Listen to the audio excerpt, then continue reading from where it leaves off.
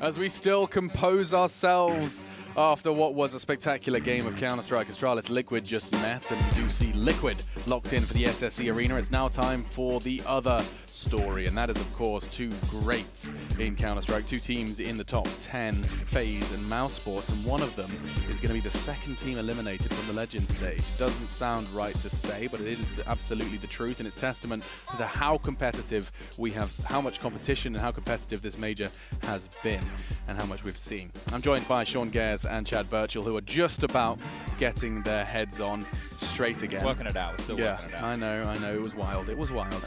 But this is pretty damn crazy as well. FaZe, Mouz, one of them's going home.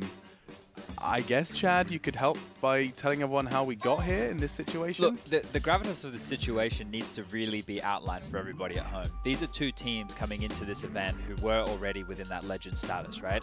The fact of the matter is they're both star-studded rosters who should be shellacking some of the lower teams within this event. They lost opening matchups that they were potentially favored in, you could argue, a lot of different ways based on recent form. And that, but in my mind, having either of these squads go out 0-3 is not what we expected. I had both of them in my top 8.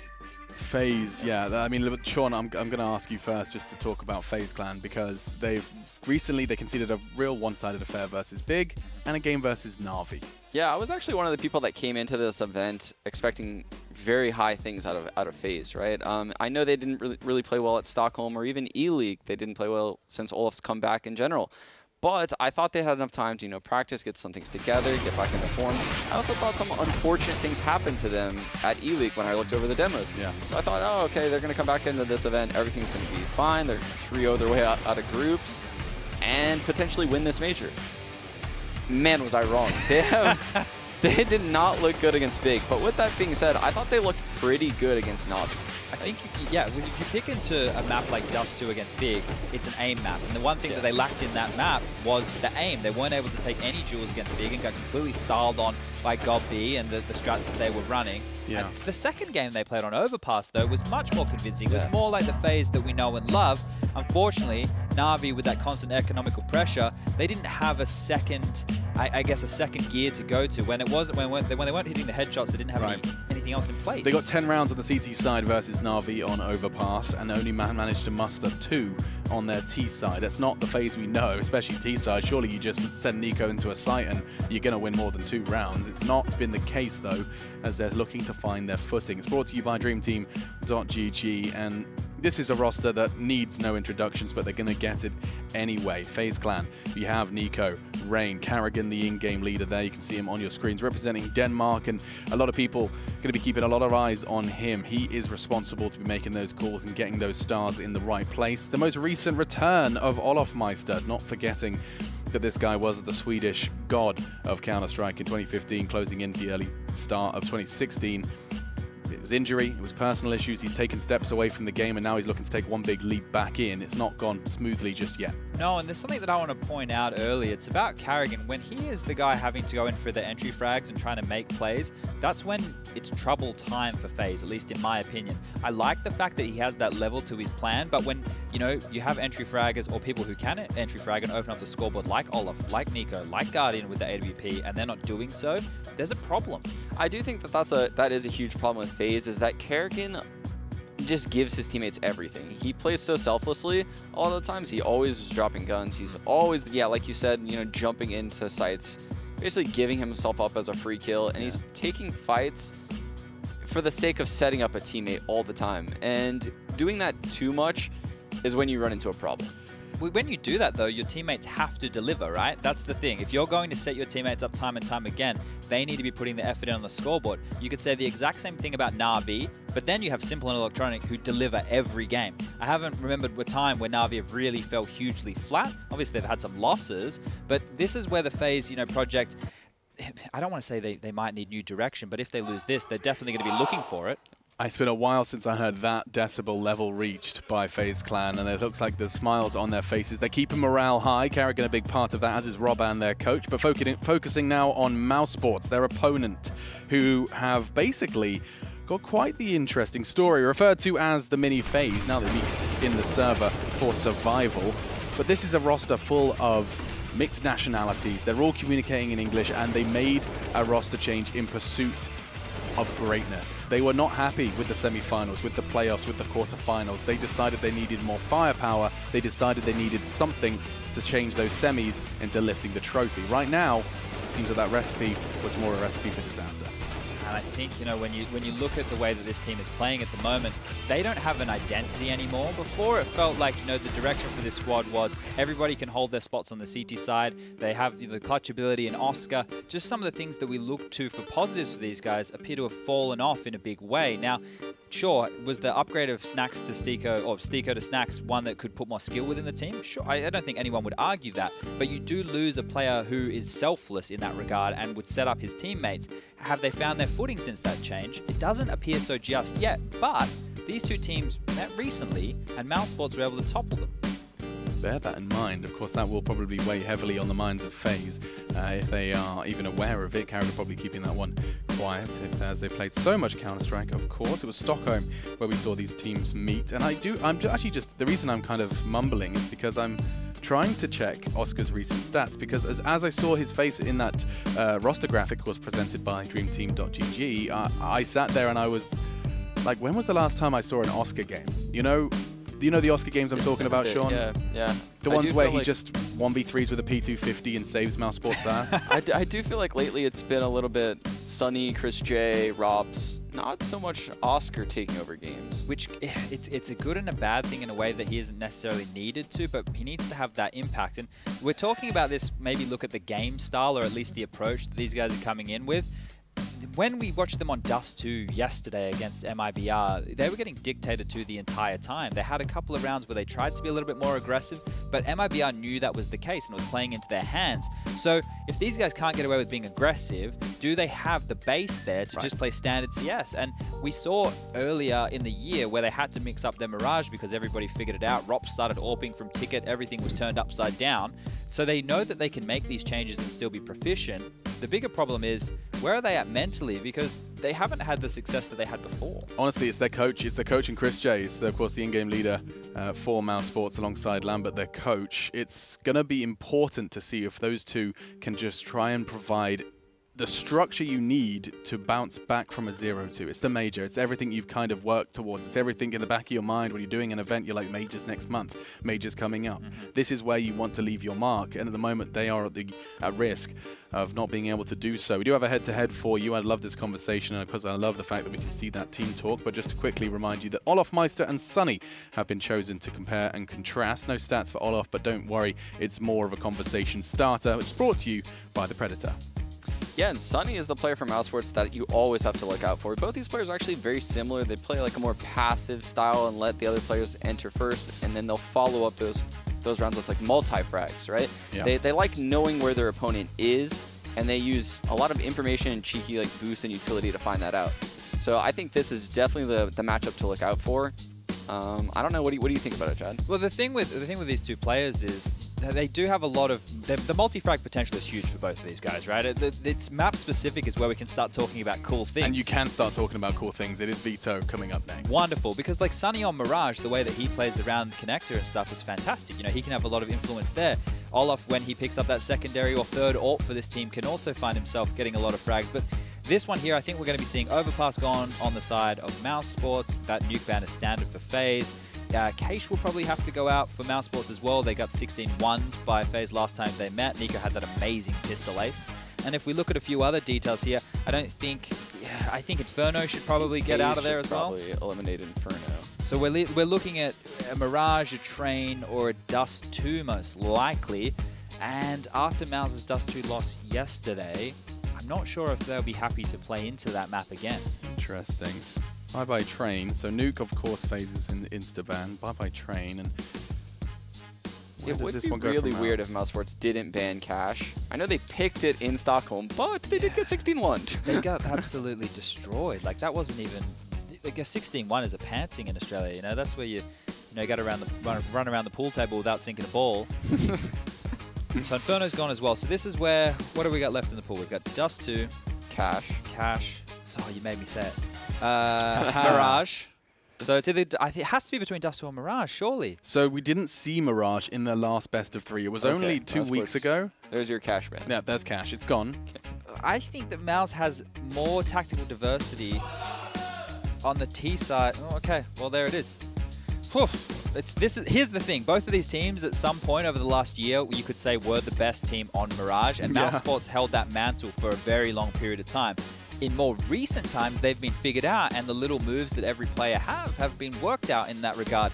I think one thing that Snax does bring to this Mouz Sports roster, on the CT side especially, is more aggression in B apps. It's not that Stico didn't do it, but Snax tends to do it more often than not. Yeah, I mean, that is a beautiful scene set. Mirage, a map that FaZe have done some of the most ridiculous things we've seen from them on, and Mouz Sports were regarded as one of, if not the best in the world on. It's a game of survival, it's the major, and it's a map they're both comfortable on. Perfect. It is indeed. Yeah, it's a perfect map. I think Rain is one of the best ticket players in the world, along with Rops. They're right there hand in hand. Best connector players in the world, potentially Sunny and Nico. Oh, these are star-studded lineups on this particular map. They have tons of history on this map. And with that said, Sean, I'm sorry, I don't want to cut you off, but it is going to be time for your prediction, so feel free to wrap that into this dialogue of how insane it's going to be. This is tough. Fruitcake. Ooh, I deserve this. James, this is an exciting game. Why are you talking about cake? One of these two teams is eliminated and will not be in the next But he major. has They'll have to qualify through the minor. Yes, that's correct. That's how important this game is. So if you wouldn't mind, Sean. I have to go FaZe. I'll go FaZe. You can't, I mean, I guess you just can't look past FaZe Clan when it's a FaZe at the minor would just feel like life upside down. I love how Kerrigan calls on Mirage. Okay, Chaz, what you got? I'm just going to go with FaZe. I'm just going to go with the fact that I think that they have the fire in the belly to reverse sweep this, and Mouz Sports don't have a fire-up player in their team. Yikes. Bardolph, Dan, it is that time. Do you know what, Alex? We love Mouz Sports. We love this team. We've been fans of this team for ages. But the thing is, like, even on Mirage, man, I feel like this team has just fell off. Like, I don't have the faith in this team anymore. I don't know what needs to change, but I just don't, like, it took a long time, but my belief is not here right now. So I have to pick FaZe as well. I think something has to change, man. But, I mean, I don't mean like roster. Like, right now, they can't play their normal Mirage. You've got to do some other stuff. Yeah, I mean, hopefully the coach has been doing some mad homework. Dan, are you going to deviate? No, FaZe me as well. The thing is, just Mouz Sports just aren't the same anymore. I think Stico was an integral part, and I think they just needed to give themselves time. I don't think they ever did it.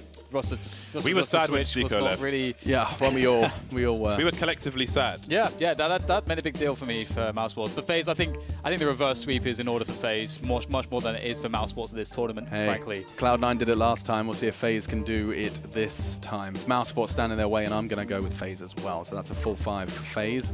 And gentlemen, James, Dan, I hope you've got a lot to shout and scream about. Otherwise, this could be a rather sad state of affairs. This is a big match, one of the biggest matches. Old foes, one of the biggest matches of today. Old foes, like we saw in ECS Cancun, right? Sunny Cancun. Yeah, they had a... Well, again, that was with Stico in the Mouz Sports lineup. But that was at the point when Mouz Sports were really becoming their strongest, because that era with FaZe as well was when FaZe were almost at their strongest as well. So you have to favor FaZe from that perspective to just collectively find themselves in this matchup. But you never know. It's best of run, it's Mirage, and both teams are stacked with crazy good individuals. And in a best of one, the individuals, the clutches, can really come out huge.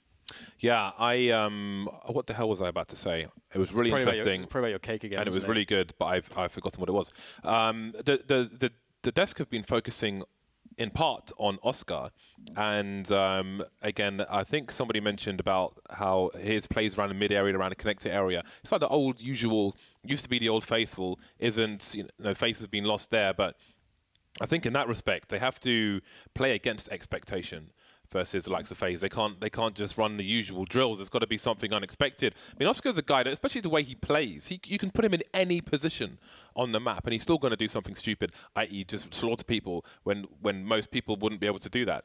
So I would like to see some more movement, some more dynamic CT from Mouz Sports in that respect. But indeed. And this is a hard one to predict, James. In fact, I don't think anyone predicted that these two teams could be facing elimination from the major, but you can predict the match. Upcomer.com is where you can go and do that. Find the Upcomer app on the iOS App Store or Google Play for Android. And I mean, we're leaning FaZe, and I think, as you said, there's many many supporting arguments for that. The thing is, it's never too late to turn it around as far as Mouse Sports are concerned. But going to FaZe's side, they've been habitual underachievers, I think it's fair to say at this point, especially in this tournament, which is why they are in this position. FaZe Clan will be starting on the T side. The fire is under their asses, James. Indeed, nobody likes, or maybe some people do. FaZe Clan will be starting on the T side very shortly indeed. All to play for those of you on Go TV. Crikey. It's taking me longer and longer to... I mean, there's just so many big players on the server. I'm going to pick Sliggy every time. You're going to pick Sliggy? Okay. Every time. For those of you on GoTV, I'm going to pick Nico. I think that, for my money, he is the most dangerous man in Counter-Strike, and he will need to be if FaZe are to win this game of Mirage. I mean, obviously, Sunny is also crucial here when it comes to Mouse Sports. Going to need to see his consistent rifling, but... all these questions and more will be answered now. Mouse will start off on the CT side. I think most teams prefer to start off on the CT side of Mirage. And Sunny, talk of the devil, and he shall appear in underpass, it seems. They're going for a very fast push on the flank. I don't think FaZe will hear this because they're running all over the place. Snacks, this is what he does. The pit, well, he's not going to do anything much there. But the bomb, the bomb has been left. That is not good. It's already a 2 versus 4 situation. Oscar, seems Olofmeister knows where he is. He's been shot in the back. There is a communication there. All too late. Rain doesn't necessarily have the range for a one-shot if he jumps at the back. And how does he get into position? He may need Olofmeister to boost him from the side, but do they even know how many players are in apartments? There we go. There's the boost. He can't just jump up on the structure. He needs to go for that boost. Otherwise, it gets taken out immediately. How indeed. Instant double. Oh! Okay, Sunny. Okay, then. See ya. You can't really... well, that's something. I mean, I guess there is no how. I was watching Guardian's POV at the beginning of that round. He had the forward spawn for a pick towards the B bomb site. Got it with the P250, but the flank shut it down. I didn't see the third one. Chris J, you are disgusting. That is rather sickening, isn't it? That is a strong start, though. You know, for all the shade we threw the way of our sports and the doubts that we had, that... you know, as you say, James, it's never too late to turn it around. That's a good start, but it is only a start. And the Force Buys come out from FaZe, and they are looking to go for a burst onto that A bomb site. It would look like right now, waiting though for Olofmeister to get into position. Need to time the push well, but this mid presence is pretty difficult to stop. But this is a good cue here. FaZe know there's pressure in middle. They have space to run onto A if they want it right now, but they have to go now. One flash.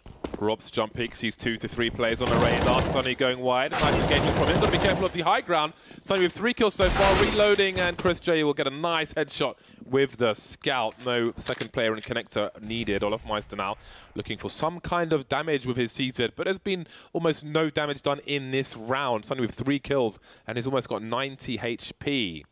Chris J moving close with a scout. Very interesting approach from him, but he's got his pistol out, of course, and he will be the second engager.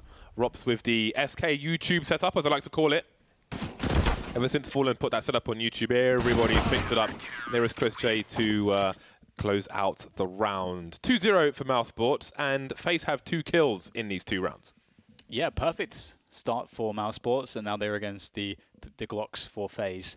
So...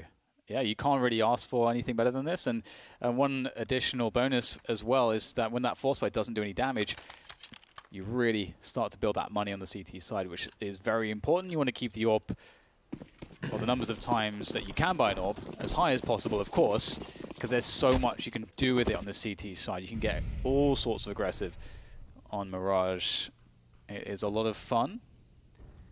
And one would expect Guardian to be doing similar madness when he reaches that CT side. I do wonder if they'll bring out the AWP immediately on the T side when they get their proper buys in. It's very difficult to do much with Glocks, James. Yes, this is has the potential to be, rather, a nice farming round for Chris J with no Kevlar on the FaZe players. A shot above the waist is pretty much a guaranteed kill for Chris J with the scout. Always nice But now a bomb plant becomes likely as FaZe head towards the B bomb site. They've got the numbers, and Snacks is the only person in B itself. Sunny is very deep towards the mid position, and Oscar was as well. Expectation towards mid, but that may change things. Pop flash, and out comes the stream. Can Sunny get it to support fast enough? They don't see Snacks immediately reposition. Sunny's there for cover now, and maybe the bomb plant's not so likely after all. No frags just yet for FaZe. And that is an important thing going forward. Chris J cheekily still with only Kevlar and no helmets in that round, so he'll have to upgrade if he wants to with the... Actually, no, now it's less relevant. So in terms of money, in the 3 rounds, FaZe have got 2 kills, and that is really big because Mousesports have a full buy before this round even starts in the next round, should they lose this one. Sunny 7-0. It's a nice hot start from him. Yeah, absolutely. And again, so often the focus goes to Sunny. Other people think he's the best player on the team. Or the most consistent at the very least. And wow, fast timing coming in. Rain going for the taps here and can't quite find too much just yet. FaZe that's really cheeky. Want to start things off quickly here. Chris J through the smoke, taking Rain out after the initial tag. Still continuing with the scout. Again, keeping the money together. Mousesports basically have a crap buy in this situation, but they've got a 4 versus 5. Once this smoke disappears, there may be some problems. Oscar will be at limited range, falling off from his position with the MP7. Again, he is headshotable through the lip of that balcony. Nico has to be careful. If he drops into the window position, of course, that can be heard. So if Oscar, for any reason, gave Guardian a reason to think that he's there, if Guardian takes a pot shot, that will be a nice frag. The pop flash. Oh! The timing is absolutely perfect. Oscar maybe could have done with half a second jump, and now you see those wallbang attempts, but of course Guardian's got the kill already. But you never know, maybe another CT moves into that position afterwards. 4-on-4, 45 seconds on the clock, and the whole FaZe clan are here. Yeah, Mousesports have gone very passive on A, so they have fast rotation. And looks like they're still trying to confirm that this is a committed play. Oh, that's a big miss from Chris. And now there's 30 seconds, and FaZe are forced into the bomb site. Nico starts to work his magic. Eliminates Chris J. Sunny gone from the site as well. The remaining players of Mousesports locked out of that B site. Now we're back in there. And the bomb will go down. And you have to give it to FaZe. They were tenacious. The fact they were just sat in apartments for so long, you don't often see that go too well, but Guardian, he knew exactly what was coming, didn't he? Looks like Carrigan didn't, though. That's bonus money. Again, in a situation where Mousesports can buy regardless because of how few frags FaZe got in the first 3 rounds.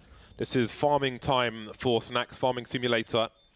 And the T's will start to back off. Now, the bomb explosion will send any weapons up there in Snacks' direction, so he may even get an upgrade out of this. Now, somebody could save in that bedroom position. There is the gun sent in his direction, so he need go no further.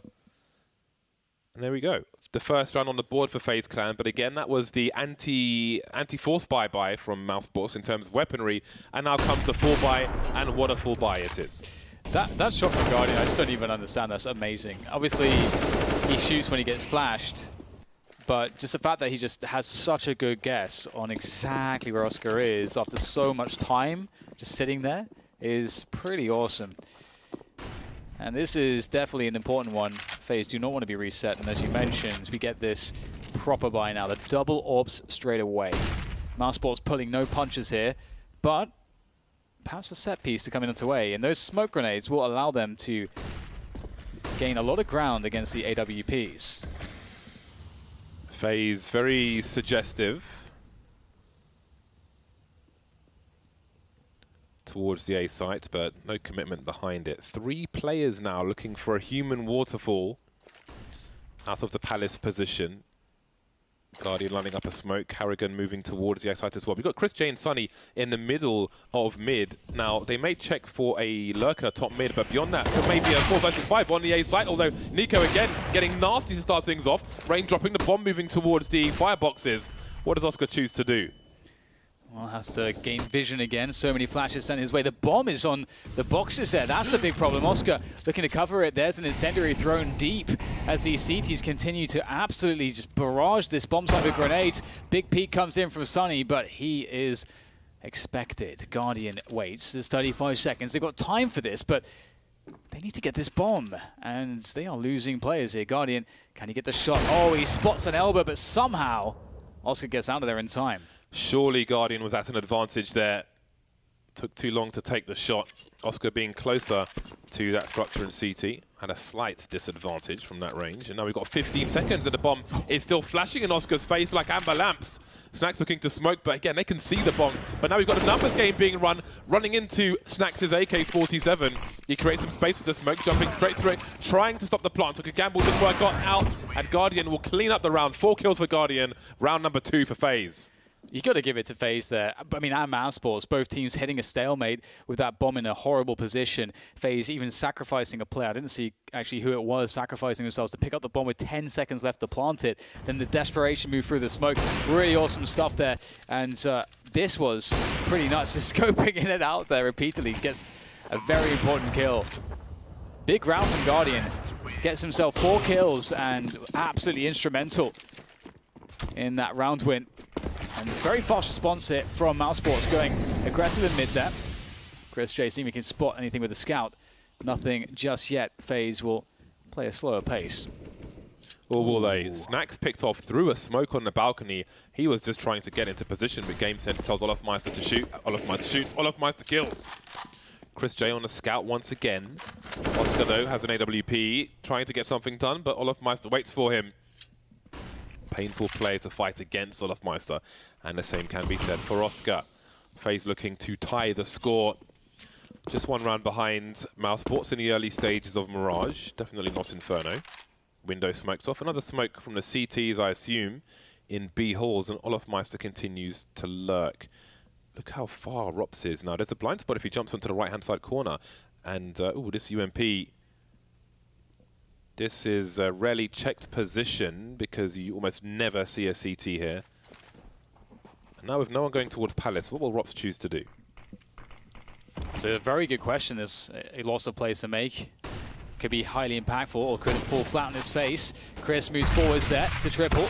Sees if he can find something. Oh, there you go. There's a good headshot coming in, but he gets traded out. And here it is. Rops going for the flank play. They will not expect this timing. It was so fast from Rops. Sonny will take down Olofmeister, drawing more attention towards the front. But Rops, oh no! Nico comes in, perfect timing. And that is Rops dead to rights.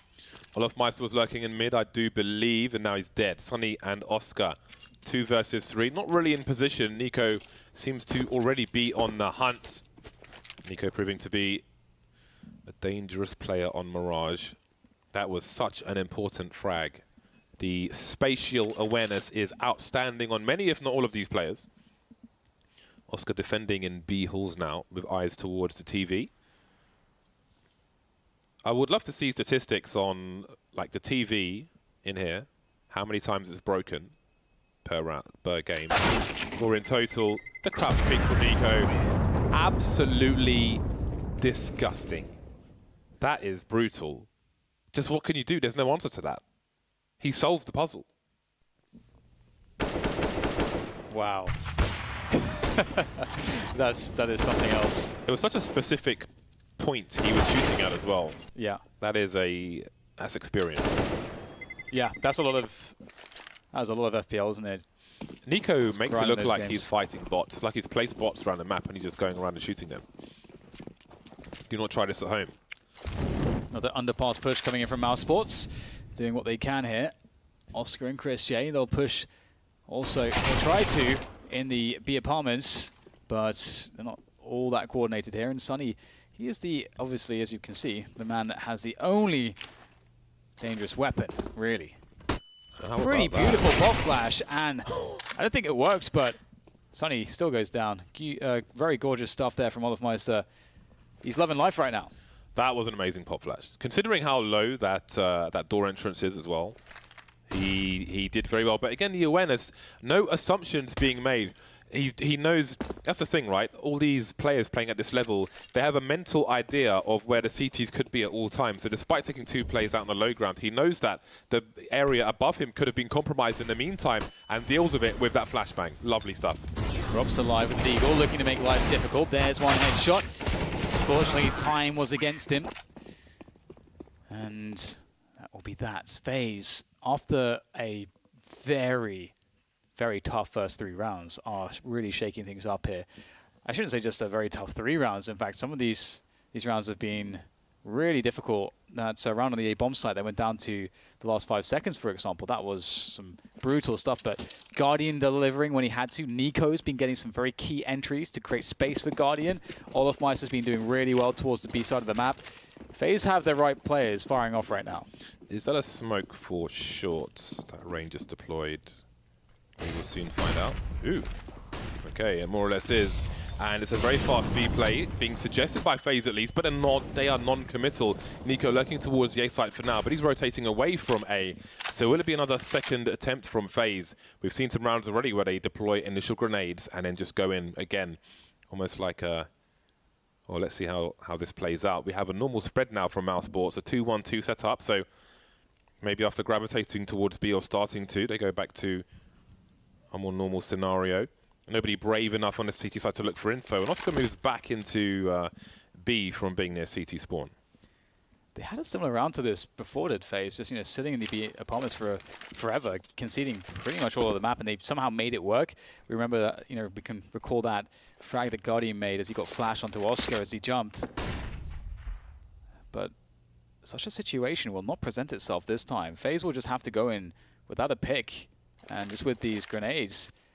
They have given up the map for so long, James. This is very unusual. The smoke grenades will isolate the short player if he doesn't go in fast enough, and if he does, he's close quarters versus AKs with an AWP, which means Nax may be against a massive numbers game. Oscar battle all per time, misses the first autos. Nax manages to get one. Can he get another one? He can't. And now the CTs are out of the site, but Oscar managed to see one player, takes out the bomb, and he's so close to another frag. Now the bomb's going down, though. And this is very retakeable, but Nico's lurking in middle. Nico could demolish this. You see the camera angle there and how close it is. They suspect that there could be a flanker, but they're not entirely sure. Nico, oh, that is a tap and a half, and he's causing problems now on the flank. Oscar boosted up. That is a big deal, but still, 2 players on the bomb site ready to do the damage here. Guardian and Olofmeister both have been having a great game so far. Guardian being teased there. 1 versus 3, surely not, as he goes forwards with the AWP. Chris J with a running USP, and they'll have just enough time. Or will they? This will be very close. There's no kit. There's no kit, James. Oh, I think he's got just enough time. It's so close. Oh, that is quite the relief. Crikey. If you, when that execute came in towards the B bomb side, if you saw Rops on the radar, he was on A for the longest time. They knew that Nico was lurking somewhere. Look at this. Look, why are you doing this? Just one click. How can you have that much confidence? His own teammates say that it's so hard to watch when he just one-taps people all the time. He never misses the one-tap either. He always lands it. It's so ridiculous. It's so ridiculous. Especially because there's that's first shot accuracy on the AK as well. It's not even breaking the game there with this consistency. We'll see, though, whether or not FaZe can quickly take things back here. They did a lot of damage to Mouz Sports in the previous round. They've been playing a very slow pace, but this round, a very fast pace, at the very least to take middle. Now things slow down once again as Mouz Sports take nothing for granted, hold position. And Rain opens it up there. Massive. Rain elevated, so Oscar walks in towards the window thinking, okay, I'll get a pick here, but Rain can see his legs and takes him out. FaZe had a fast smoke on the mid side of connector actually, but in the elevated position so the CTs could not look over it, which allowed, well, it helped Rain get into this very fast position. Chris J, he's teased, he sees a slither of someone as the bomb rotates towards A. Actually, Guardian will drop it for Olofmeister because they don't know if the ramp is clear just yet. And Rain did not see Chris J, and he's moved very far forwards. If there is a pop flash, Rain picks up another one. Surely Chris J can even it. Level the scales, perhaps. There's number 1. Now, what else can Chris J find here? FaZe have 40 seconds to go towards the bomb site, and they're moving towards A, where Chris J is at the moment with the AWP. But, oh, they think it's B, perhaps. He's going through the vents. We'll have to see. Indeed, he's going to go over towards B. Rops, though, with the AWP on A, slows things down. Carrigan offered a few grenades towards the B bomb site to start to pull that rotation, but now Snax knows it was all lies. He was being told fibs, fake pictures on a dodgy profile. Olofmeister and Nico now around the A site. Nico still in Palace. Really hard to look out from there. Rops misses his shot though. Carrigan with a 2K, and he's turned this round around. What the hell's going on? Only 14 seconds on the clock. This game is really interesting, James. The style, I mean, again, you always say styles makes fights, right? And we've seen multiple rounds now where we'll have a fast start and then everything slows down into just tension. We see the round building here. Rain gets 2 in very important picks. Chris J slows him down slightly. Rops slows him down even more towards that A site. And then for Carrigan to turn it around with a clutch 2K. And look at the result. Nothing left in the tank now for Mousesports after that good start, and FaZe are in a very powerful position. This is an absolute toilet round for Mousesports. They use the numbers to get 1 frag, but I mean, it's like a pigeon trying to make its way through Lebanon. It's just not happening. Too many guns pointed at the sky. 3 people survive for FaZe Clan. Crikey. It's looking really difficult for Mousesports. FaZe are all over this at the moment, although we have seen some clutch plays. Now we've got 2 AWPs out. Oscar appears to be in the nude. He's got no money to wear clothes in this round, so he will be vulnerable. And these double AWP plays haven't really had the impact they might have liked. There is a tactical timeout from FaZe. Limited utility from Mousesports. Now, are we going to start to see some more aggression from Mousesports moving into what is traditionally T territory? We saw one round where they had 2 plays in the middle of mid, Mousesports. Do we see some vintage Snacks plays towards the B apartments? Maybe not with Olofmeister lurking. Even with a smoke down, Snacks isn't safe. There are 5 deterrents on the T side, and they're called FaZe Clan. Yeah, it's been difficult for Mousesports for sure, and thankfully, due to that start they had where they got so much money, we have seen a lot of buys and a lot of orbs from them, and this round is no different. But it has to win at some point. This could be it. Chris J goes forwards there, looking to go under the smoke. A quick smoke of his own there to stop the Molotov and keep himself out there. But the flashes will cover the approach here for FaZe and force Chris J back. You can see quite how important those the utility is in middle, and that meta game around connector super important to understand. FaZe will take mid control. Chris J back at it again, though. Desperately desires, wants, yearns for a pick here early in the round. Those are very scary peaks to take as well, because you are expected, especially in a team of snipers such as these. We see the resurgence of the Chris J AWP on the Mousesports team of late. Grenades in the window, grenades towards connector as well for the safe taking, or safer taking for the T side. There's a pop flash from a teammate as well. And Rain makes sure that no one is in there. And now we have the seeking of information, but will they go further than this? Again, that is the MIBR setup, but Sonny has flashed himself out. So they've had a look towards the ramp. Now, FaZe Clan will hear that there was a flashbang on A. Do they have a read that Mousesports are looking for information? Does that speed up their play? Indeed, less than 30 seconds. Oscar repositioning here. Will there be any grenades to cover this? Looks like nothing. Still open window. Less than 20 seconds now to get that bomb planted. It's on the ground. Well, it's been planted now by Nico. Once again in the nick of time here for FaZe. A 4v4. Everyone in the shop here for Mousesports. How do they get in? It's got to be a save. There's 2 choke points and 4 players to go through them. There's surely no way. Oh my god, Chris J. Quick trade though from Nico. Keeps him honest. Doesn't look like there's really much here for Mousesports to do, but they still keep trying. Pushing forwards now. They are really going for this. But as you say, James, maybe they should have saved because they are getting absolutely annihilated here. 2 versus 1 Oscar. Wants that last kill, but he will be absolutely denied. FaZe hold on to the B-bomb sites, and they pick up round number 7. Why is he even going for the duel there? I don't know. They have lost now 7 of the last 8 rounds. They had no position. They had no flashbang. The only grenade they had was a smoke. I don't believe they had a defuse kit either. Now, you can see the angles they were holding in market with 2 AWPs. They're looking for an opportunist frag. Chris J does well to get one, going further than you might expect, but gets traded immediately. So, for me, that was suicidal. And, again, it's a team who has struggled with leadership and game leaders and so on. And I feel like you have to have someone there who makes the call to save, because that was pure suicide. They've thrown all their weapons away. Now they have another free round for FaZe Whereas with 4 players surviving, they could have either bought around, or if they want to keep their money, there's only one guy who may be somewhat short. So, I mean, they got completely outmaneuvered in the B bomb site. You saw Oscar in the market window, looking towards the balcony, and also looking towards short, scoping in, scoping out all the time. Like, you just got to give it up sometimes. Sometimes you got to hold your hands up and know when your beats.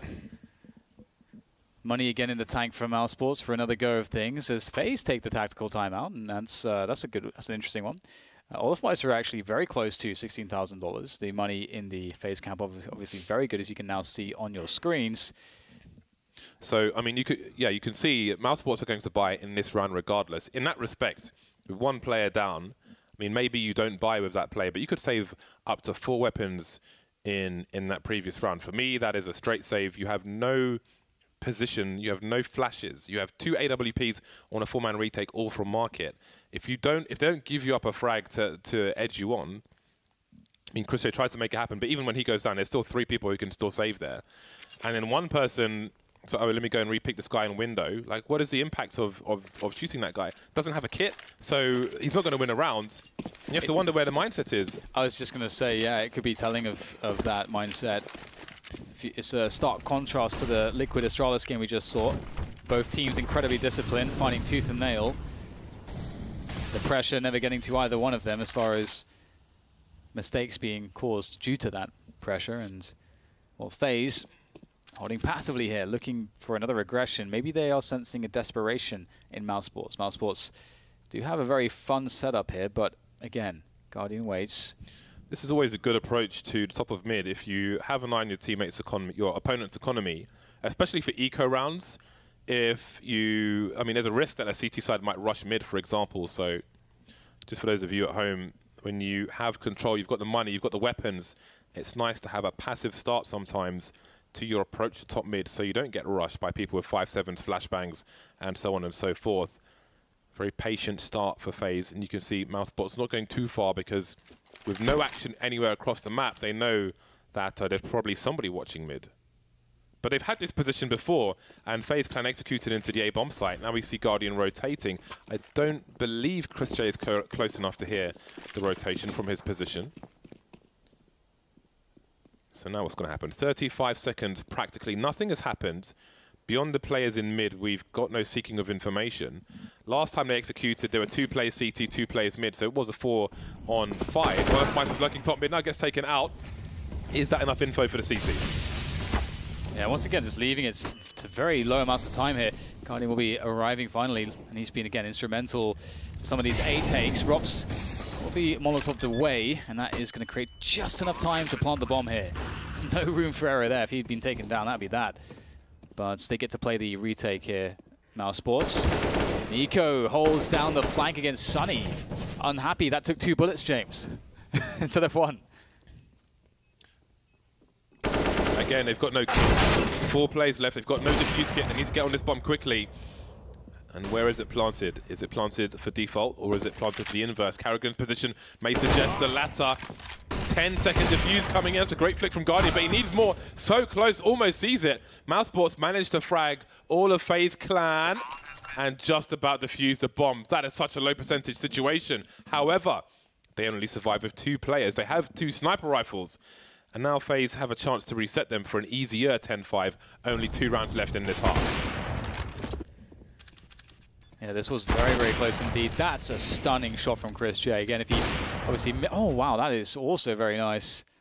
Pulling out all the stops here to give them a fighting chance moving into that next half. I should say more than that, you know, Mousesports, they can play a T-side Mirage. So, although it's been quite difficult, and if we, again, remember that 3 of Mousesports' rounds come off that pistol, there's definitely been a struggle. But here comes another fast play in towards A. Sunny now waits on triple. Rops to play off of by Shadow is definitely going to be a strong setup here for Mousesports. Ooh, Rops taking some bullets there, forced to come out of his hidey hole, and Guardian will take him down, but Sunny still doing damage. Quick pop flash over the top to look for more, but there is no more just yet. Moving through the site with the cover of the smoke grenades. Palace was smoked earlier. Olofmeister was running backwards and forwards to create presence. He had to rotate all the way around, so there's no high ground advantage. Olofmeister will trade, though. There's another one for him. Where are the last two players? They may not expect another player on the site. 1 minute mark. Olofmeister on the high ground. He is very exposed. Snacks will hear him moving down into Sandwich. Snacks having to use Chris J for bait. Will he pick the right time to peek, however? Complete focus on Chris J, but he's rotated his position. Snacks having a look, and now Chris J's in a better position. So if Olofmeister tries to punish him, Chris J is there, moving through triple. Olofmeister's ready for him, though, and he's got the bomb. It's a long rotation. It's not a guarantee that he goes towards B. What on earth does Snacks do now? That's a very good question. It is such a hard situation to read. It's just such a 50-50. Do you sit still? Well, if you sit still, then you don't risk getting caught out, like rotating out of position if Olofmeister was going to the same bomb site at a delayed timing. You can see that Snacks is playing it the safest possible way and just doing that, sitting in the same position. But he is soon about to have a very red face here. Oh no, he's running away. He's got to go back for a kit. He has to go back. There are two kits right in front of him, and his team communicate it. Picks up some utility on the way. It's so important that they said kit, kit, kit. Olofmeister inside the apartments. Now, where is the bomb planted? That will maybe give a clue to Snacks. He has a smoke grenade as well as a defuse kit, though. It appears to be the default plant. Olofmeister, you can see him tracing the sound with his crosshair. There is the smoke. Snacks uses the cover of the boxes. Olofmeister has the right angle. There will be no chances for Mouse Sports given for free by FaZe. 9-5. And the reset is there once again. Beautiful round from Olofmeister as well. I think that's for the... Did he get 4 there? Very nice indeed. That was a 4K. That brings him to 30 kills, James, 3 assists, and 7 deaths. Olofmeister is officially elite here in this elimination match. We'll see if that continues, though. The Mouse Sports buying this last round of the first half is quite... It's something. It is quite something. And once again, we've seen a similar pressure towards the B side. We have 2 in underpass and a potential push in the B apartments itself. But there is actually no one in the B apartments. So Olofmeister has been really cognizant of pretty much all the plays. Oh, that is instant. There's nothing you can do about that. That's one. I mean, if they can win this round, which is bloody unlikely, then it's a pretty close scoreline, as good as it has looked for FaZe. Weapons takes away the numbers game. The wide peak, but Carrigan is so ready today. He is delivering, the in-game leader. You talk about the other 4, but those are important frags for Carrigan. Yeah, that's the AK out of the hands of Mouse Sports for now, although Snacks has gone looking for it. Has it been disposed of? No. It is on the ground. Perhaps it's a bait. Questions there for Snacks. So he finds a FAMAS, and FaZe have bigger fish to fry than to worry about a singular AK. As they go back towards A here, looking to split through connector. Snacks' timing could be huge, and Oscar serves the bait for Snacks, perhaps, as Snacks watches the cross. Oh, Guardian, how is he ready for that one? Oscar still gets a frag to make good of it, but it's just Oscar left now. That frag from Nico might just beat around. They know where Oscar is. They've got a double peek, although one player's got a grenade in his hand. Pulls out the AK, and that is good for a 10-5 scoreline, and we see some frustration there. That wasn't the most enjoyable game of Counter-Strike, or half rather, for Mouse Sports, but Sunny is smiling, and he's been delivering. He got 12 kills in that half, and he's so important. Often the swing player for a good or bad performance for Mouse Sports. 5 rounds moving into the T side, and they may breathe a sigh of relief because that was a lot of pressure on their TT side. Yeah, and as far as Mouse Sports goes, Chris J has been putting up numbers as well as Sunny, but we haven't seen too much from anyone else from the fragging department. And part of that is because of the way FaZe have been playing very effectively, having these really fast and then slow rounds, switching up the pace, loving some of the action we've seen out of Guardian. That's been very important with the AWP early on to get that momentum going. And then that momentum kept by Nico and Olofmeister and Carrigan and Rain. So FaZe, they can start off well with a pistol here. Maybe they can close this game out, but Mouse Sports have a lot of fight left in them, James. Sunny, oh, okay, never mind. Not Sunny anymore. Olofmeister, of course, are going to clips 5 versus 4. He is by that van position. In the meantime, the bomb's made its way towards A, so they've pulled FaZe Clan out of position, planting inverse default, which means it's exposed to jungle, connector, ramp, and so on. But now what do they do? Well, that is a good catch there from Rops, lurking around. 4 players left here for FaZe, though, as they make their way forward. It's not hazarding event push. Very exposed. Oscar is waiting there by the window. Carrigan looks to isolate him. Out comes the decoy there as the bomb is tapped, forcing Oscar back into position. Snacks will catch one. Nico doing some damage with the help of Guardian. Up to Rops now, 21 HP. Can he make this one work? He's got to get headshots. Headshots not in time, unfortunately for Rops or Mouse Sports, as FaZe pick up the pistol, evening it to a pistol apiece. Oscar's got to be frustrated with that. It was a free frag for him, and he didn't get anything from that position whatsoever. But that's one round. It's come and gone. You got to focus on the buy round to come at this point. Ooh, they got a bomb plant. Ooh, we have a juicy situation. Let's have a look. So we have 2 AK-47s out for the Mouse Sports side. This is a Nico round, but maybe because of the score, they don't want to wait for another round. What can they do with these 2 AKs? Yeah, Snacks sacrificing himself and his money completely. You can see he's got no Kevlar. All he's got is a flash and then a Glock. Sad times for Snacks, but he's doing what he must for the team. Chris and Sonny have been the big performers here so far for Mouse Sports. Makes sense that those are the 2 with the rifles. We know how incredible they both are with them as well. Lots of utility here. And they are not wanting to show anything. They might show Snacks just to make it look like a full eco. And that's part of the reason why you want to sacrifice Snacks' equipment. And Snacks can also potentially use that flashbang to distract towards B. Still holding on to it though, and he rotates back towards Spawn to help his team out. And FaZe, they are just taking no risks here. They're just waiting to react.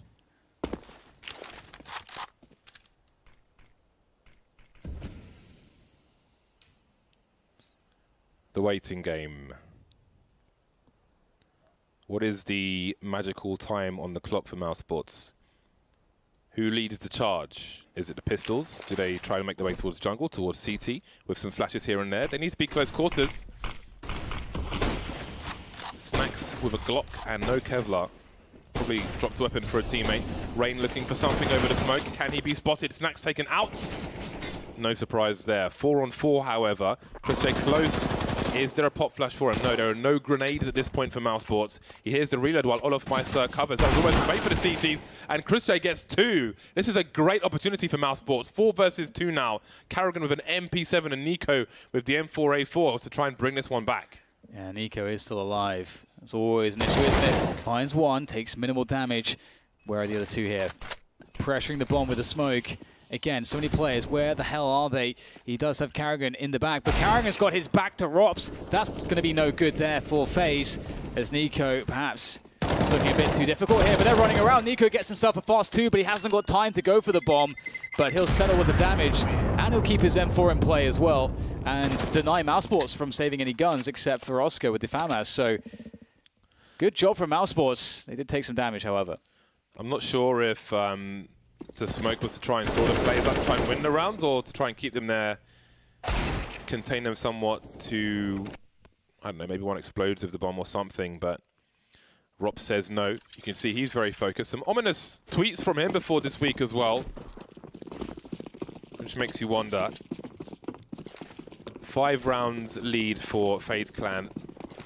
May soon be shorter. They have had some investment in this round. Guardian's got a scout out. Very fast play towards the B bomb site. Very nice idea to break anything they might have in mind, but Carrigan gets off to a good start. He gets 2 kills out of it. Carrigan's playing out of his skin at the moment, and he's looking for a 3rd kill. He's still alive, and there it is. Massive plays from Carrigan, and this spins it around. Sonny with 30 HP versus 3 players. That is enormous from Carrigan. How on earth did he find the path, the safe route through the bomb site? So much danger lurking. And now there's just 1 more danger left. Sonny with the AK finds himself some damage, but he is just so critically low.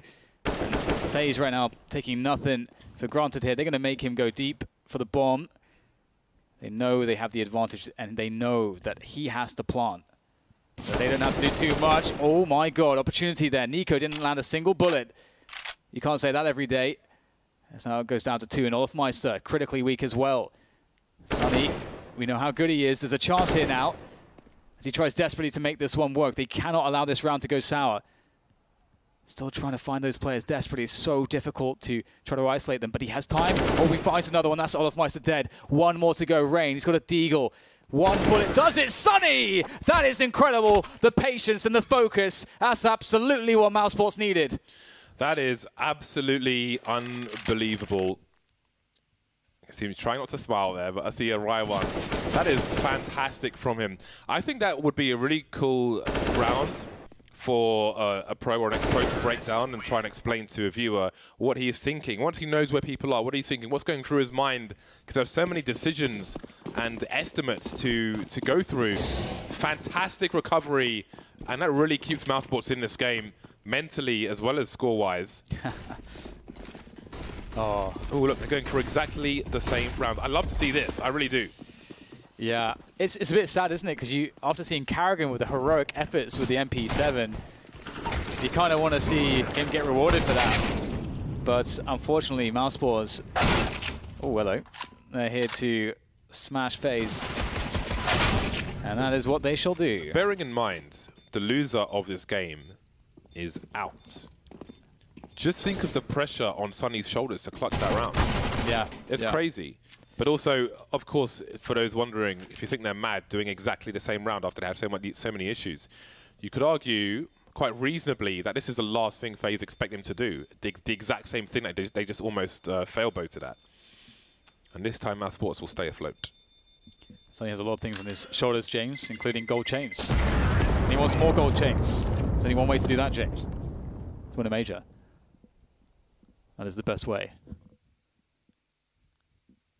Although it looks like the gold chain has come off here. And the gloves are certainly off as well for both teams. As James mentioned, there's no greater pressure for teams of these calibers, of these rankings. No greater pressure than to be threatened to be eliminated way too early from the major.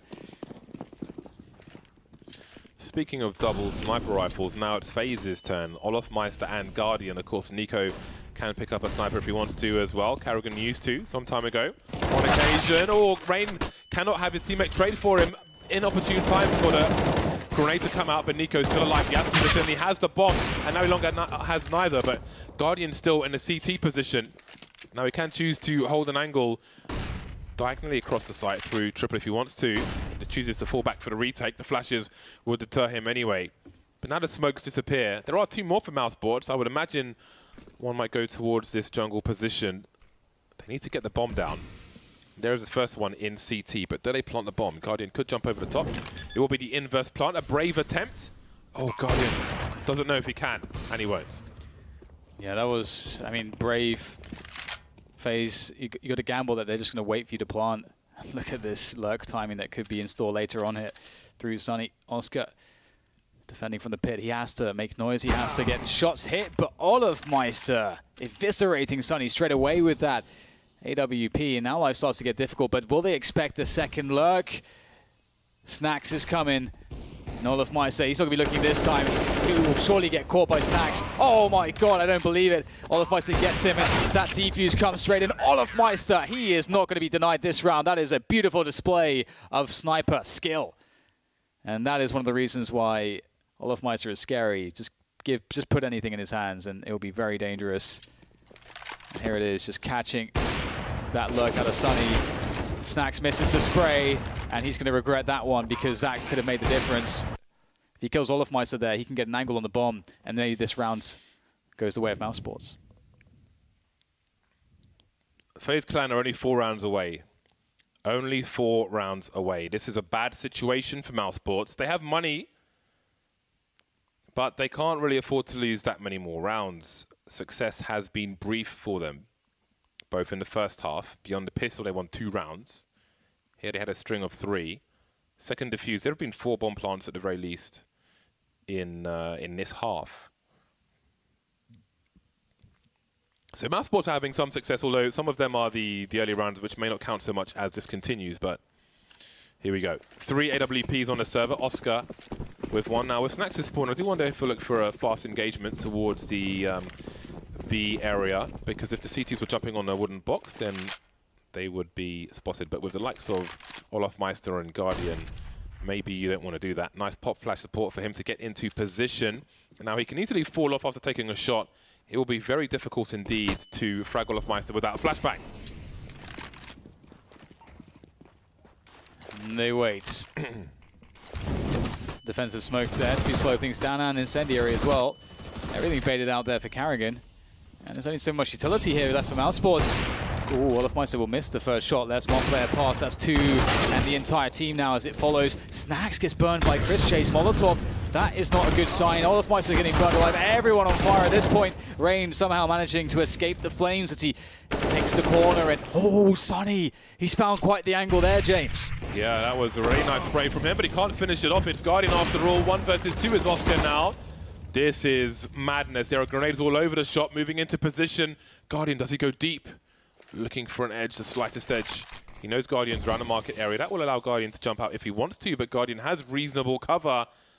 Oh, what a great bait from Oscar, but he still has a round to win. 35 seconds. Guardian repositions time and time again, and Rain gets kill number 3 for round number 13 for FaZe Clan. 3 rounds away from survival for the time being. It's only fitting that Rain is the one to survive with all the flames just burning everyone. I think 2 or 3 players getting burned alive there. You can see just how much is going on here. He couldn't even really move. He just stuck to the bin. Still manages to make it work for the 3K. Very strong performance there, anchoring, well, not even anchoring the site, but coming in and saving the day as the anchors were drifting away. And now FaZe, it really feels like this has been their game, James. After the first 3 rounds, it's just felt like, we saw, as you mentioned, in Mousesports throw away some good buys, trying to go for crazy retakes, and FaZe have looked so determined. And we've seen everybody turn up for FaZe too. Yeah, Karrigan definitely leading the charge. We've seen some great plays from him. They haven't always won a round, and it's not lighting up the scoreboard, but they have been really important. And I think that's just great to boost your team as well, because they know that they are supposed to do heavy lifting. But when Karrigan's doing that as well, it's just good for everyone. It's just good vibes, man. It's just good vibes. 1 AK and a bunch of pistols. This is a well-equipped round for Mousesports in terms of utility. They know that they can't really give up any more rounds for free, so gambles will be taken. Now you see a slow Mousesports approach at the beginning of the round to avoid some initial grenades from FaZe and also deal with any aggression. FaZe may be choosing to impose their will, but not for now. They will wait patiently. Karrigan on a balcony towards B. That's about as aggressive as it gets for the time being. No one in the window for FaZe, and that means that they won't know if anybody's in the underpass either. Mousesports gravitate towards that A-bomb site. FaZe, once again, playing just a reaction game. Holding position, playing retake pretty much everywhere. Got a deep angle into the B apartments, but they have no info on mid, and that's always very scary, but for them, soon they won't have to worry about it, because in comes the set piece from Slope and from the balcony from Palace. Guardian, will he go up on top of the box there? It's so often looked for. It's very risky. You've got to be careful with that one. And Mousesports, they'll take the site. FaZe play retake. Even if they get the bomb down, what is the post-plant play? Chris J, we've seen him here before. Surely Guardian gets a frag if Chris J goes for it. Is there a flash? There are 2 flashbangs. Here comes the first one. And there we go. Why? Really concentrating on it. He gets it eventually. Rain to trade, though. The Molotov will try to force him out of his position, but the smoke will give him more cover. Sonny taken down in the meantime. A 4 versus 3. Oscar's on a late lurk in the mid position. Karrigan and Nico Nick and Nexa could be vulnerable, but his team has to survive in the meantime. And now Sonny's back to the side. He can't get any frags, and Oscar's got to do so much. And obviously he won't. Too many man. He's only got a deagle. 14-8 in favor of FaZe. I was actually surprised, though, that Guardian went down, because Rain was playing anti-flash. Because that smoke is so often going to be flashed through, so you have someone playing anti-flash. You don't want it to be the sniper necessarily, because he has the gap to play with. Oh, but I guess just Rain just missed the first couple of shots. Doesn't matter though. It didn't spiral out of control for FaZe. It's Mousesports who are losing control of this match. Oh man, Olofmeister is really on point, and that is just. I mean, who doesn't love to see that? I do enjoy to see Olofmeister with a sniper rifle. It is fun. He is really good. Sends the reminders out there every now and then, and these are painful reminders for Mousesports, because these may send them to the airports. Ooh, that smoke, James, that was not supposed to go up there. That was supposed to be at the end of the platform, and now Karrigan has free vision. Not this time. Ding dong. We've got an exchange, and it's Oscar and Sonny to try and stave off match point. Guardian not quite finding a mark just yet, but Oscar is completely exposed and he gets taken out for free. Olaf Meister with the AWP, the ring of the sniper rifle across Mirage, almost always in favor of FaZe Clan. Sonny now in a 1 versus 3, and Guardian may soon take him out. He's in a short position. Sonny looking at the right time though, but Guardian goes back, he no fear. Match point FaZe, survival point FaZe. Yeah, and that's a shot where Sonny knows that at that point his position's been given up. He might as well try to go for it. Oh man! And that's kind of a big deal because that smoke is supposed to help you sort of fake the rush in. Although I'm not sure if it would have played too much of a difference into the round, but you don't want to see that. It's like you're the last guy of all your mates. You're about to walk into the club and the security guy just stands in front of you. No. No. Not with those shoes on, lad. This could be it, James. Could be the last round for Mouse Sports here. It comes down to CZs, a Galil, a Deagle, and a bag full of utility. That's all they have. They have mid control as well, and they're looking to split into the A site, but FaZe, they have been looking so indomitable now. Last chance saloon. Mouse Sports have to double their score at this point without losing a single round. They've lost a player already in an ill-equipped round. These AWPs, look how desperate it is. Look how desperate it is. More pigeons flying in the sky, getting taken out by the likes of Guardian. And there it is. Mouse Sports are eliminated and FaZe survive for now. Yes, FaZe, they looked really good in this matchup. You know, Mouse Sports had some great rounds here or there, but again, that feeling from the beginning, we just saw that fire under FaZe's arse, and honestly, everyone was responding to the call. After the first 3 rounds, we had Guardian with an amazing 4K, Nico getting the one key frag to get Guardian into those positions, and then Olaf might have started lighting up, and FaZe came alive, James. Mouse Sports, they looked dejected though, and they were playing in a desperate position the whole time. I mean, they got 8 rounds on the board, but if you ignore the pistol, they got 5 rounds on the board out of 24. Yeah, yeah. Yeah, I mean, I don't know what needs to change for Mouse Sports. Since Stico left, James, they lost their mojo, and it's just not been the same. You just feel like you need to reinvent. Yeah, yeah. I don't know what to make of that. I mean, it's sad. We are big fans of the Mouse Sports side, but who knows where they are right now? Yeah, I think Mouse Sports. I think one of the mistakes that was made is just, again, just like rushing it, and you got to take a. This is what I love about Counter-Strike, though. You know, if you rise to the top and you rest on your laurels, someone's going to come out and just work harder than you and take it away from you. So, and I think that's what we're seeing here. We're seeing the teams with the best approaches starting to skip those tournaments, starting to get that, you know, resting up, you know, taking stock and just saying, okay, we have a great team. We don't need more firepower necessarily. We just need a good approach, a good culture, and look at Team Liquid. Freya is with Carrigan from FaZe Clan. That is exactly right. I am here with Carrigan from the winning side, FaZe Clan. So the guys were saying on the desk, this was a pretty unbelievable 0-2 matchup. What were your preparations like coming into this?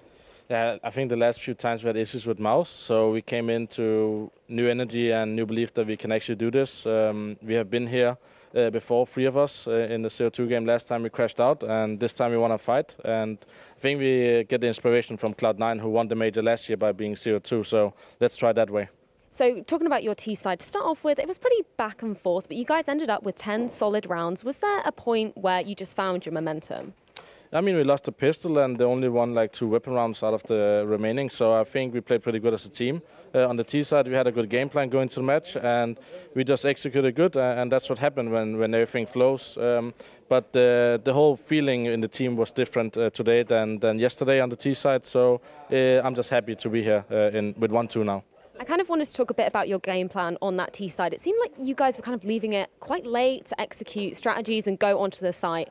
Was that kind of to test Mouse Sports and to test their mind games? I think just what we talked about yesterday was that even when there's like 20 seconds left, we don't have to panic. I panicked a lot yesterday, so I tried to work on that, and we just played together as a team. And I think everybody on the team hit their shots today, and there was no stress. Maybe it's because we actually have some pressure on us, and then we play better as a team. I don't know. So I'm just happy. I don't know what to say. Just speaking about that mentality briefly, has that been an issue for the team, trying to keep calm under stressful situations? I mean, sometimes I can call her stressful, and that's cause issues in communication since we are speaking English. So we are trying to work on that. Every team has a problem, and we try to keep on working on it. Right now, we just don't want to overthink it. That's what we've been doing since E-League and Stockholm. So right now, we just have to give everything we can, and if we go out, at least we gave everything we could.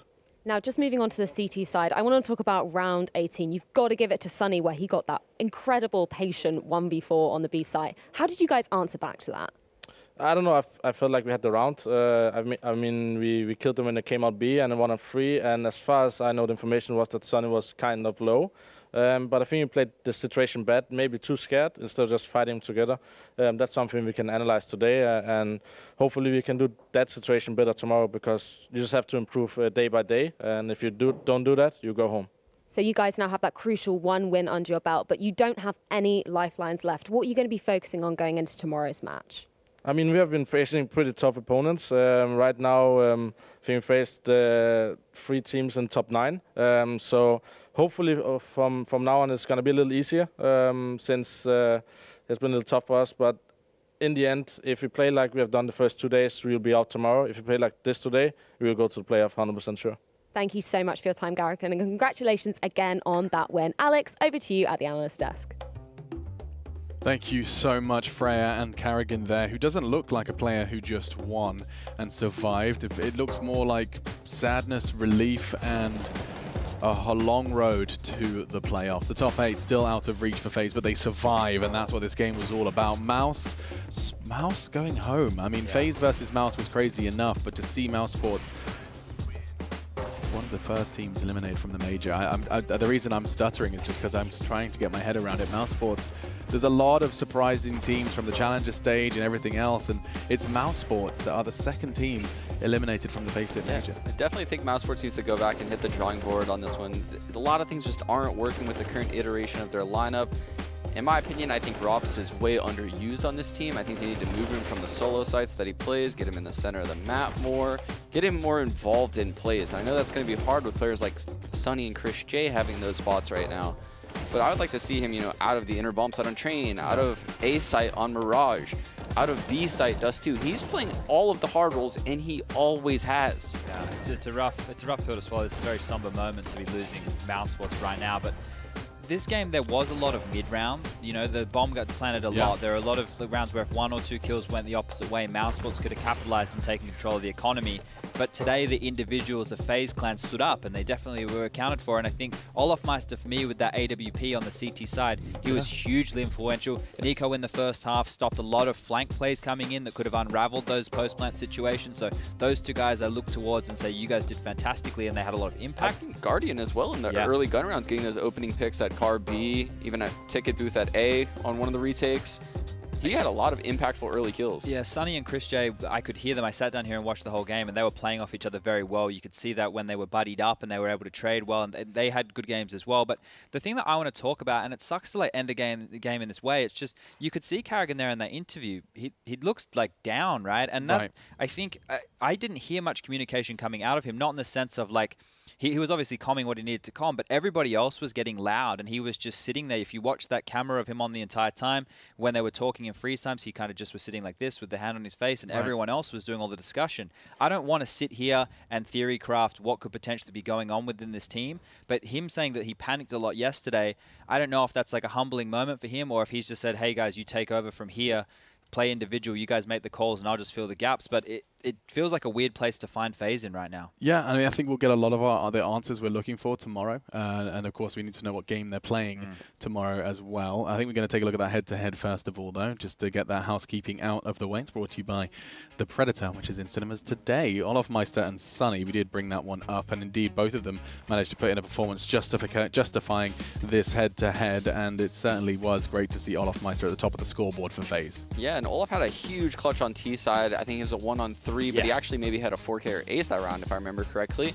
He ends up ending the round at the B bomb side after starting at A, winning the 1-on-1 against Snacks. He also had the round second half where they were retaking the A bomb side. The op by connector catches both of the mid flankers and gets Oscar on A ramp to end it. Those are pivotal plays actually in huge moments. Yeah, and Sunny as well. He had that 1v4 in the eco round. Yeah, that was 20 HP. That was a huge clutch for him to make right there. So yeah, look. It just sucks for Mouz Sports to find themselves in this position going up against FaZe. Either of these guys, it was a 50-50 game going into this one. It's who turned up and who played the better Counter-Strike on the day, and it was FaZe here. So just unfortunate now that Mouz Sports have to battle back through the minor system. NIP, MIBR, FaZe. They did not get an easy road for Mouz Sports, and no one's going to be saying that they did.